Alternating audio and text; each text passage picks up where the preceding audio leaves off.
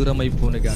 నీ వ్యాపారం, నీ కుటుంబం, నీ పిల్లలు, నీ ఇంటివారు, నీ కలిగిన సమస్తం, నువ్వు చేస్తున్న చేతి పని, ministry, church, business, orphanage, widows, ఏదైనా కానీ, నువ్వు చేస్తున్నది ఏదైనా కానీ దేవుడు సఫలము చేయనుగాక.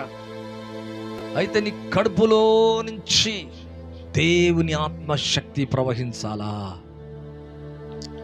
చాలామంది వారి కడుపులో చేదునించుకుంటారు.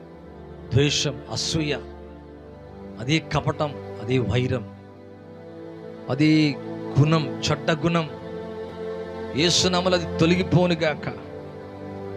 యెహెజ్కేలు గ్రంథం 47వ అధ్యాయము మొదటి నుంచి కనుక చూస్తే, అతడు మందిరపు గుమ్మమునకు నన్ను తోడుకొని వచ్చెను.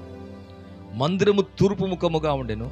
నేను చూడగా మందిరపు గడప క్రింద నుండి నీళ్లు ఉబికి తూర్పుగా పారుచును. ఆ నీళ్లు బలిపీఠమునకు దక్షిణముగా మందిరపు కుడి ప్రక్కన క్రింద నుండి పారుచును. పిమ్మట ఆయన ఉత్తరపు గుమ్మము మార్గము నన్ను నడిపించి చుట్టూ త్రిప్పి తూర్పునకు పోవు దారిన బయట గుమ్మమునకు తోడుకొని వచ్చును. నేను చూడగా అచ్చట గుమ్మము కుడి ప్రక్కన నీళ్లు ఉబికి పారుచును. అంటే అన్ని వైపులా ఈ నీరు ప్రవహిస్తున్నట్టుగా, కుడి ప్రక్కన ప్రవహిస్తున్నట్టుగా చూస్తున్నాం. ఆ మనుషుడు కొలనూంచెత పట్టుకొని తూర్పు మార్గమున బయలువెళ్ళి 1000 మూరలు కొల్చి ఆ నీళ్ల గుండా నన్ను నడిపింపగా నీళ్లు చీల మండల లోతుండెను. ఇక్కడ యెహెజ్కేలు, ఇక్కడ నా వ్యక్తి యొక్క జీవితంలో దాని గుండా దేవుడు నడిపిస్తుందంట. ఆ నీటి గుండా, ఆ జలము గుండా, ఆ నీళ్ల గుండా నడిపిస్తున్నాడంట. నువ్వు ప్రభు యొక్క ఆత్మ గుండా నడవాలి, ఆ జీవజల నదుల్లో నడవాలి. ఆ నీళ్ల గుండా నడిపింపగా నీళ్లు ఎటువంటి లోతును కలిగినాయి అంటే చీలమండల లోతంట. మళ్ళా 1000 మూరలు కొలిచాడు, ఆ నీటిలో నడిపించాడు, మోకాల లోతంట. ఇంకా ఆయన 1000 మూరలు కొలిచి నీళ్ళ గుండా నడిపించారు, మొల లోతంట, నడుము భాగం అంట. ఆయన ఇంకా 1000 మూరలు కొలిచి లోతైన, నేను దాటలేనంత నది కనబడెను, దాట వీలు లేకుండా ఈదవలసినంత నీరు గల నది ఆయను. Oh what a blessing. అలాగా నీ జీవితం ఉండునుగాక. ఇంకొకవేళ చీల మండలంలో ఉన్నావా, మోకాల లోత, నడుము భాగమా, ఈదలేనంతటి నీరు కలిగి, నది కలిగి ప్రవహిస్తున్నా, ఆ నదిలో ఆవలికి వెళ్తున్నట్టుగా చూస్తున్నాడు, అందులో నడిపించబడుతున్నాడు. ఎంత అద్భుతమైన ఆత్మీయ అనుభవాన్ని కలిగి ఉన్నాడు. ఇక్కడ మనం అర్థం చేసుకోవడానికి ప్రయత్నించాలి. అవును ప్రియులారా, ఈదవలసినంత నీరు గల నది ఆయను. ఇంకా స్మాల్ స్టేజ్, చీలమండలం. ఈరోజు అది మోకాల లోతుకు రావాలి, మోకాల అనుభవం నడుము భాగానికి రావాలి. నడుము భాగం ఈదలేనంత ఆత్మశక్తితో నువ్వు ఈదగలిగిన స్థాయిలోకి వెళ్ళగలగాల. అప్పుడే నాతో ఇట్లా, నువ్వు నరపుత్రుడా, నువ్వు చూచితివి కదా అని చెప్పి నన్ను మరలా నది ఇద్దరికి తోడుకొచ్చను. నేను తిరిగి రాగా నదీ తీరంలో ఇరుప్రక్కల చెట్లు విస్తారంగా కనబడను. ఆ నది ఉన్న చోట ఇరుప్రక్కల చెట్లు ఎలాగున్నాయంటే విస్తారం అంట. అప్పుడు నేను నాతో ఇట్లను, ఈ నీళ్లు ఉబికి తూర్పుగానున్న ప్రదేశమునకు పారి అరాబాలోకి దిగి సముద్రములో పడును. అప్పుడు సముద్రపు నీళ్లు మంచి నీళ్ళగునంట. పరిశుద్ధ స్థలములోంచి ప్రవహించే ఈ జీవజల నది, ఈ నది ఏదైతుందో, ఈ నీరు ఏదైతుందో సముద్రములోకి కలిసినప్పుడు ఆ నీళ్లు మంచిగా అయిపోయినాయంట. సముద్రం లోకాన్ని, జనములను సూచిస్తుంది. నీ కడుపులోంచి ఈ జీవజల నదులు ప్రవహించినప్పుడు ఎక్కడెక్కడైతే నువ్వు వెళతావో, ఎక్కడెక్కడైతే ఈ నది ప్రవహిస్తుందో ఆ నీళ్లు మంచి నీళ్ళంట. మనకు తెలుసు, సముద్రపు నీళ్లు అన్ని ఉప్పు నీళ్ళు, ఉపయోగకరము కాని నీళ్ళు. ఈ లోకం పాపముతో, అనేక వ్యసనాలతో, కష్టాలతో, ఇబ్బందులతో ఆ నీరు ఎటువంటి నీరంటే మంచి నీరు కాదంట.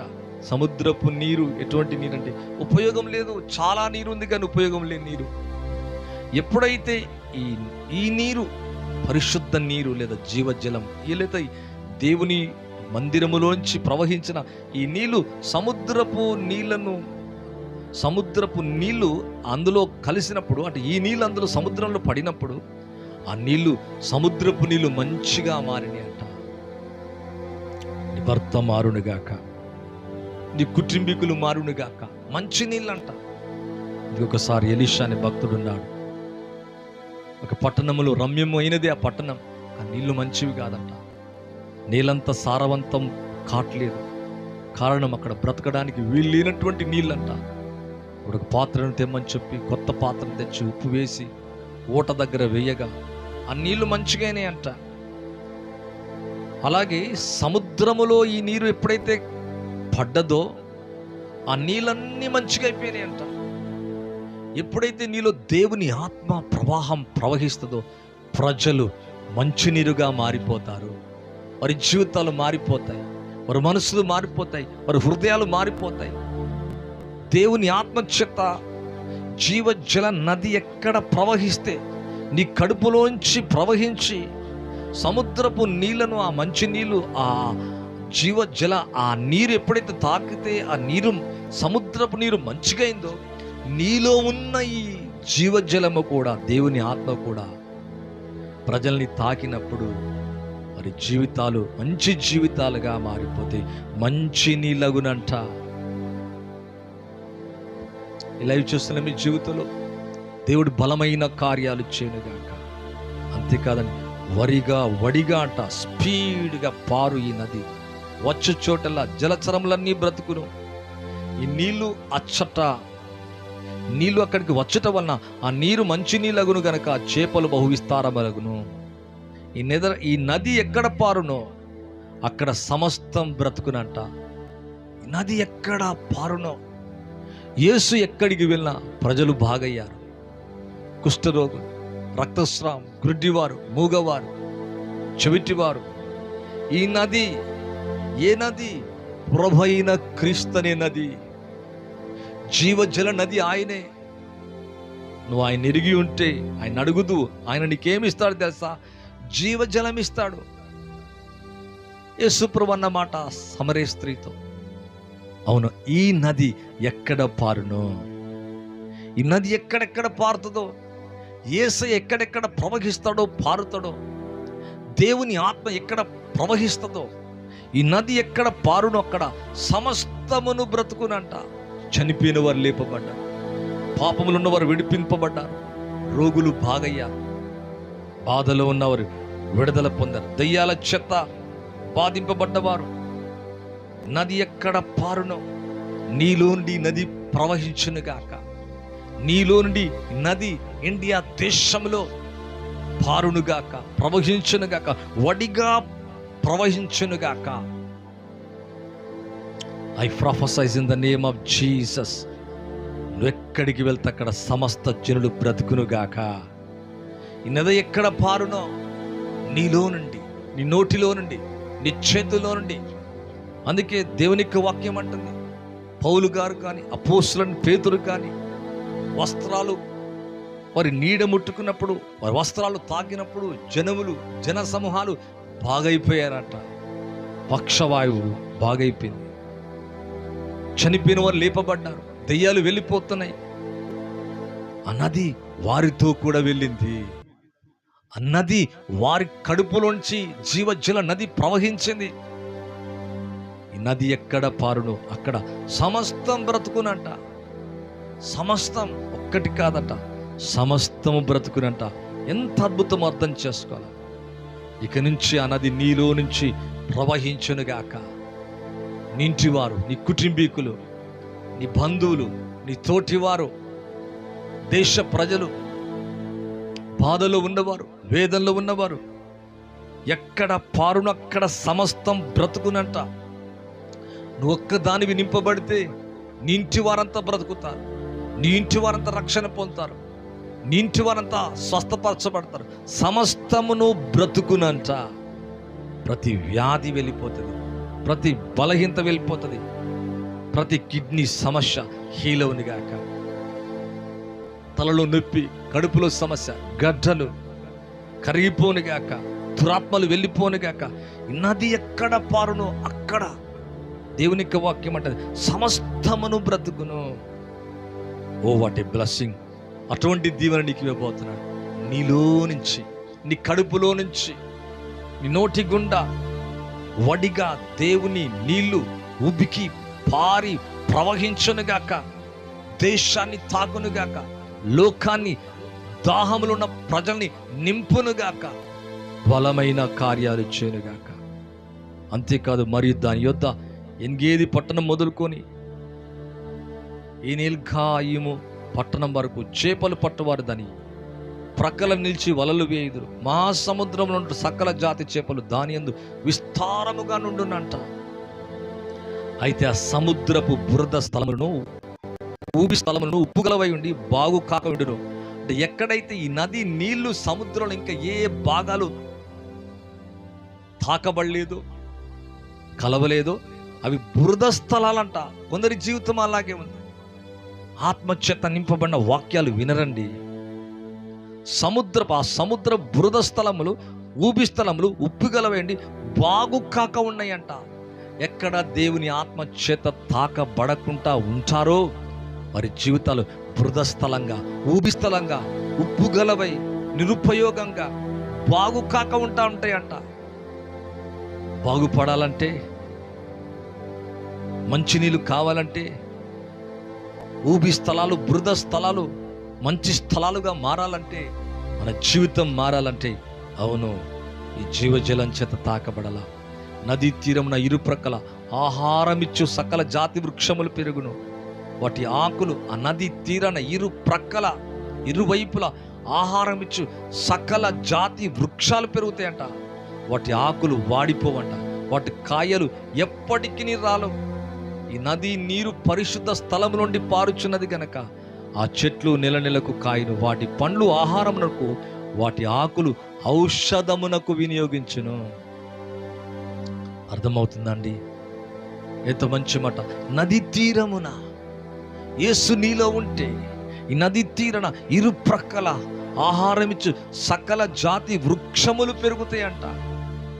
వాటి ఆకులు వాడిపోవంట. ఆకు వాడక ఫలమిచ్చు చెట్టు వలె ఉంటాం. వాటి కాయలు ఎప్పటికీ రాలవంట. నీ ఫ్రూట్ ఎప్పుడు రాలిపోదు. నీ కుటుంబీకులు, నీ ఇంటివారు, నువ్వు ప్రయాసపడ్డది, దేవుని కొరకు సంపాదించిన ఆత్మలు, వాటి కాయలు ఎప్పటికీ రాలవంట. ఈ నది నీరు చేత తాకబడుతుంది గనక, ఈ నది నీరు ఎక్కడి నుంచి? పరిశుద్ధ స్థలము నుండి పారుచున్నది గనక ఆ చెట్లు నెలకు కాయునంట. వాటి పండ్లు ఆహారమునకంట, వాటి ఆకులు ఔషధమునకు వినియోగించను. నెల కాపు కాస్తుందంట. నాది తాకబడిన ప్రతి చెట్టు దాని కాపు ఎలాగుందంటే, ఆకు వాడదంట, కాయ రాలదంట, నెల కాపంట. లైవ్ చూస్తున్న మీ జీవితంలో అటువంటి కృప మీకు ఇచ్చునుగాక. నెల కాపు కాయదుగాక. ఈ 6 months కాపు కాసాం. ఇంకా రాబో యొక్క 6 నెలలు కూడా చక్కటి కాపు నీలో, నీ కుటుంబములో ఉండునుగాక. నెల కంట సహజంగా 6 నెలలు, సంవత్సరము, 2 సంవత్సరాలు, 3 సంవత్సరాలు కాపు కాస్తాం. అలా కాదంట, నెల కంట. ఎవ్రీ మంత్ ఫ్రూట్ఫుల్గా ఉంటామంట. ఎవ్రీ మంత్ అద్భుతం అంట. దేవునికి వాక్యము చూస్తే ఆ చెట్లు నెల కాస్తాయంట. అటువంటి చెట్టుగా నీ ఉందువుగాక. అటువంటి లైఫ్ నీలో దేవుడిచ్చునుగాక. అటువంటి కృప నీకుండునుగాక. అవును ప్రియులారా, ఆకు వాడిపోదు, కాయలు రాలవంట. ఈ నది నీరు పరిశుద్ధ స్థలములోండి పారుచున్నది కనుక ఆ చెట్లు నెలకు కాపు కాస్తాయంట. దాని ఆకులు ఔషధమునకు వినియోగించునంట. ఎక్కడ చేతులు పెడతావో, ఎక్కడ మాట్లాడతావో అద్భుత ఆశ్చర్యమైన కార్యాలు జరుగుతాయి. అవును ప్రియులారా, ఎంత అద్భుతం! అయితే నీలో నుంచి జీవజల నదులు పారుతున్నాయా? ఈ కడుపులో నుంచి. ఇదే పారకపోతే దాహాన్ని కొని ఉండాలా, అడగాల. నీకు దప్పిగలవా అని మీద ఆయన ఏం చేస్తారంటే నీళ్లను కుమ్మరిస్తా. ప్రభు అటువంటి కార్యము చేయునుగాక, అటువంటి అద్భుతము జరుగునుగాక.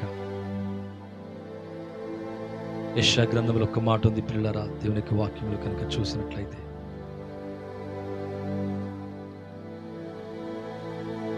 యెషయా గ్రంథము 58 దాకా మనం చదివి ఆగాము.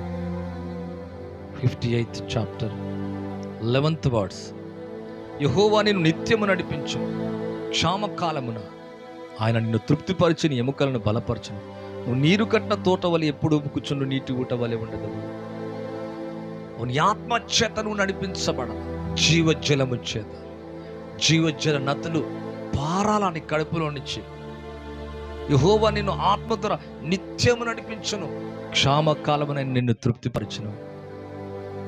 క్షామముందా, వ్యాధుందా, నువ్వు అడిగింది ఇంకా పొందలేకపోతున్నావా? క్షామకాలములో నిన్ను తృప్తిపరుస్తాడంట, నీ ఎముకలను బలపరుస్తాడంట. నువ్వు నీరు కట్టిన తోట వలె ఎప్పుడు కూర్చుండు నీటి ఊట వలె ఉండదవో. నీ ఎముకలు బలపడునుగాక. నీవు, నీ కుటుంబం, నీ పిల్లలు చేస్తున్నది నీరు కట్టిన తోట ఎప్పుడైనా చూసారా? పచ్చగా ఉంటుంది పిల్లరా. అలాగా నీ జీవితం ఉండునుగాక. ఎప్పుడు బుక్కుచుండు నీటి ఊట వలె ఉండదవో. నిత్యం ఆ దేవుడే నడిపిస్తున్నాడు, ఆత్మ ద్వారా నడిపిస్తున్నాడు. ఆ జీవజల నది నిన్ను నడిపిస్తుంది. క్షామకాలమున నిన్ను తృప్తిపరుస్తాడు, ఎముకలను బలపరుస్తాడు ఆయన. ఇలా ఈ ద్వారా ప్రభు మీ జీవితంలో బలమైన కార్యములు చేయనుగాక. విశ్వసించువారు, ఇంకా నువ్వు విశ్వసించి ఆత్మ పొందకపోతే అడగాల. అడుగుడి మీకు ఇవ్వబడును, వెదుగుడి దొరుకును, తట్టుడి తీయబడును, అడుగు ప్రతివాడు పొందునంట. దప్పిగన వాని మీద నీళ్లను కుమ్మరిస్తారంట, ఎండిన భూమి మీద ప్రవాహ జలాలు కుమ్మరిస్తారంట. ఈ జీవితం యేసు నామములో మారిపోనుగాక. వడిగా పారుతుంది, ఎక్కడ పారునో అక్కడ సమస్తం బాగైపోయిందంట. నీ ఇంటిలో, నీ జీవితంలో, నీ కుటుంబంలో, నీ వెలుచున్న చోట, నువ్వు నడుస్తున్న చోట, నీవే నడమ ప్రజల మధ్య ఉన్నావో, దేవుని ఆత్మ, దేవుని అభిషేకం, జీవజలం ఉబికి పారి ప్రవహించినప్పుడు నిజమే పిల్లల, అక్కడ సమస్తము బాగైపోతుంది. ప్రతి వ్యాధిగ్రస్తుడు స్వస్థపరచబడతాడు, నెమ్మది లేని వారు నెమ్మది పొందుతారు, దెయ్యాల చేత పీడింపబడుతున్న వారు విడుదల పొందుతారు, మనస్సుకు శాంతి కలుగుతుంది, కుటుంబానికి నెమ్మది కలుగుతుంది. నెల నెల కాపే అంట, వాటి పండ్లు ఆహారం కంట, వాటి ఆకులు ఔషధానికి వినియోగిస్తారంట. అవును పిల్లరా, ఆ నీరు తాకిన ప్రతి చోట మంచి నీరు అయిపోతుందంట. ఆ సముద్రములో కలిసింది, ఆ సముద్రం మంచి నీరు అయిపోయింది. ఈ లోకములో దేవుని ఆత్మ కలిసినప్పుడు, దేవుని ఆత్మ చేత తాకబడ్డప్పుడు, లోకములో ఉన్నవారు వాక్యాన్ని వింటున్నప్పుడు, ఆత్మ చేత నిండుకున్న మాటలు వింటున్నప్పుడు, వారి జీవితాలు, వారి బ్రతుకులు, వారి కుటుంబాలు మారిపోతాయి, మంచి నీరు అయిపోతారంట. ప్రభు మీ జీవితాన్ని మంచి నీరుగా మార్చునుగాక, నెల నెలకు కాపు కాసే వ్యక్తిగా మార్చునుగాక. ఆ నీళ్ళల్లో చీలమండనం, మోకాలు, నడుము, అవును పిల్లల, మునిగిపోయి ఈదగలిగిన ఆ స్థాయికి నువ్వు వెళ్ళిపోవాలా. అవును, ఆకు వాడక, వాడిపోక, కాయలు రాలక, ఇప్పుడు ఫలమిచ్చువలి చెట్టు వలి నీవు నేను ఉందుముగాక. అటువంటి కృప యేసే మీకు ఇచ్చునుగాక. మీకు ప్రార్థన చేయబోతున్నాండి. ఇలా సమస్యలతో ఉన్నావా, కష్టాలతో ఉన్నావా, ఇబ్బంది కలిగి ఉన్నావా, అనారోగ్య సమస్యల, అప్పు సమస్యల, ఏమి బాగలేదా? సమస్తము బాగైపోయిందంట. సమస్తం బ్రతుకునంట. వాడిపోయిన ఆకులు వాడిపోవంట, రాలిపోయే కాయలు రాలవంట. ఆ నీరు మంచిగా అయిపోయిందంట. చేపలు బహువిస్తారమైపోయిందంట. ఇరుప్రక్కల కూడా చెట్లు సమృద్ధిగా అక్కడ ఫలమిస్తున్నాయంట, పెరుగుతున్నాయంట, నెల నెల కాపే అంట. మరి ఈ ప్రభు ఇచ్చే ఈ ఆత్మాభిషేకాన్ని నువ్వు కలిగి ఉన్నావా? లేకుంటే అడుగుదాం. ప్రభా, నా కడుపులో నుంచి, నా జీవితంలోంచి, నా ఆత్మలో నుంచి, నా నోటి గుండా, నా చేతుల గుండా మీ ఆత్మ జీవ జల నది ప్రవహించాల ప్రభా. బలమైన కార్యాలు జరగాలి, సంతోషం ఉపకాల, ఆనందము నాయన, వ్యాధిగ్రస్తమైన శరీరాలు బాగవ్వాల, నెమ్మది కలగల, పరలోక ఆనందాన్ని చూడగలగాల ప్రభా. నా జీవితమే కాదు, ఇతర జీవితాలు కూడా మారిపోవాలా. అలా అడుగుదాం. అటువంటి కృప యేసే మీకు ఇచ్చును కాక. పరిశుద్ధుని తండ్రి ఎవరైతే లైవ్ చేస్తున్నారో వారందరి జీవితంలో బలమైన మీ కార్యములు జరిగించి మహిమను మీరు మాత్రమే పొందమని నజరేయుడగు యేసుక్రీస్తు నామములో అడిగి వేడుకుంటున్నాను తండ్రి. ఆమేన్, ఆమేన్. ఇది మొదటిసారి సబ్స్క్రైబ్ చేయండి, లైక్ చేయండి, షేర్ చేయండి. ప్రభు అన్ని విధాలుగా మీ జీవితాన్ని దేవుడు దీవించి ఆశీర్వదించి మీ జీవితంలో బలమైన కార్యాలు చేయునుగాక. మీ కడుపులోంచి జీవజల నదులు ప్రవహించునుగాక. Thank you. God bless you all. Praise the lord.